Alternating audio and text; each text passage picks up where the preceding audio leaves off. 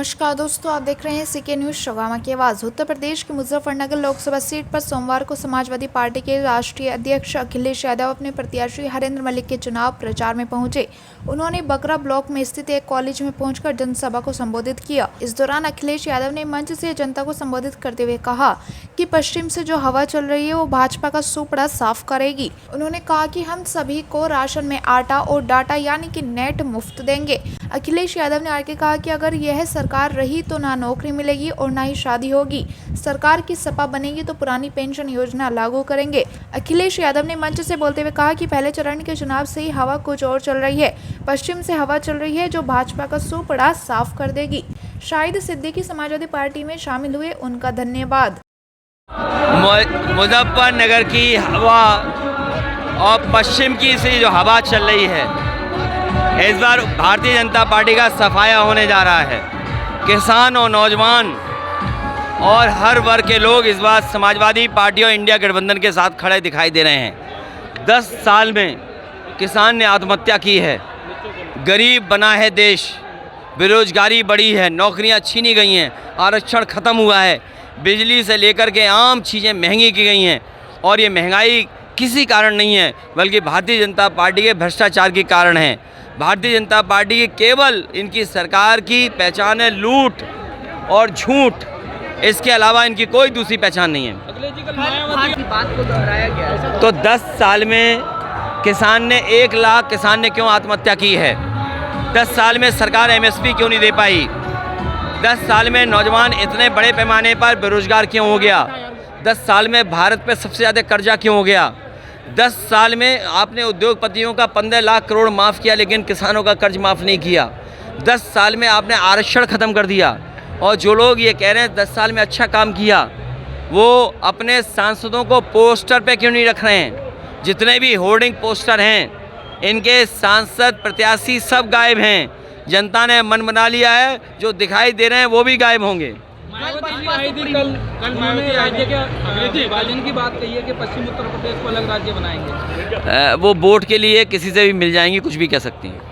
अतीक आज आपने नया नारा दिया है कि रोजगार नहीं मिलेगा तो शादी भी नहीं होगी। ना, ये पुराना नारा है और ये बीजेपी को बताना चाहिए कि पिछले 10 साल में क्या कारण है। सबसे ज़्यादा बेरोजगारी है, सबसे ज़्यादा नौकरी है।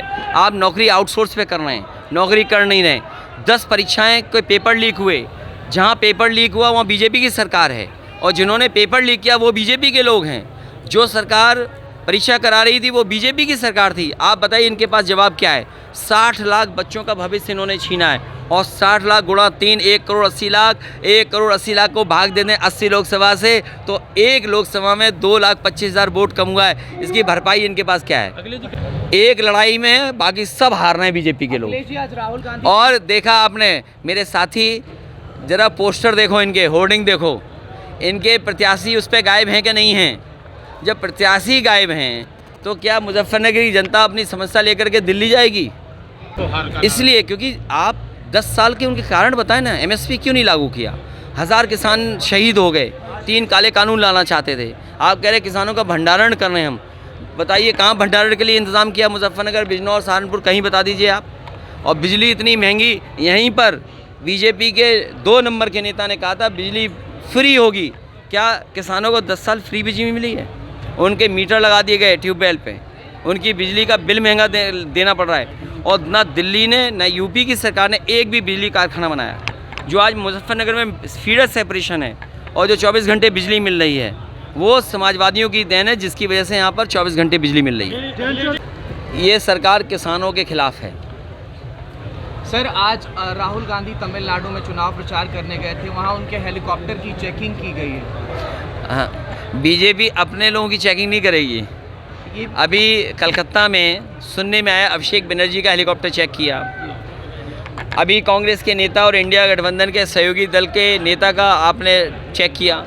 ठीक है, कोई बात नहीं है, चेक करना ज़रूरी है, लेकिन चेक की मंशा ये नहीं होनी चाहिए, नीयत ये नहीं होनी चाहिए किसी को बदनाम करना है। आपने चंदा लिया, आपने वसूली की, एक ही व्यक्ति ने 2 लोगों को पैसा दिया। आज जो महंगाई और भ्रष्टाचार दिख रहा है ये वसूली के कारण है। जिन कंपनियों से इन्होंने चंदा वसूला है उन कंपनियों की चीज़ें चंदे से पहले कितनी सस्ती थीं और चंदे के बाद कितनी महंगी, आप उसी से अंदाज़ा लगा सकते हैं। ऐसी भी खबर निकल करके सामने आ रही है कि आप और राहुल गांधी एक साझा प्रेस कॉन्फ्रेंस कर सकते हैं। हम लोग लोगों को बढ़ाते हैं, लोगों को साथ लेके सम्मान देते हैं। ये किसी को भूलना नहीं चाहिए कि समाजवादी पार्टी हमेशा साथ लेती है, सम्मान देती है और बढ़ाने का काम करती है। अगर किसी ने चौधरी चरण सिंह जी की विरासत को आगे बढ़ाने का काम किया हो, चाहे राज्यसभा में, चाहे सीटें दे करके और अपने प्रत्याशी दे करके, तो समाजवादियों ने वो काम करके दिखाया है जिससे उनकी विरासत, उनका नाम आगे बढ़ सके। याकूब कुरैशी है बसपा नेता, उन्होंने हैं? याकूब कुरैशी हैं बसपा नेता, उन्होंने अतीक अहमद की मौत का जिम्मेदार आपको बताया। देखिए, ये बीजेपी बुलवा रही है उनसे, ये बीजेपी बुलवा रही है। बीजेपी सब कुछ बुलवाएगी और बीजेपी से कौन मिला हुआ है ये नहीं पता लगता कई बार तो। ठीक है।